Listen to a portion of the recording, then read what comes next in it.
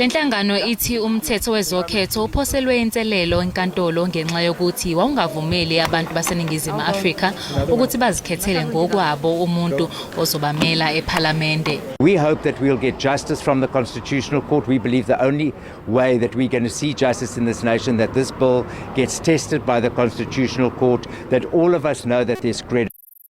Oliwe Build One South Africa uMusi Maimane uthi wabhalisa inhlangano yakhe njengeqembu lezombusazwe ngoba ebona ukuthi umthetho ungase ungabanikeza abahola bazimele ithuba elifanayo. I would have wanted for as many South Africans to be able to get direct representation as possible. And it's that reason I've always fought for.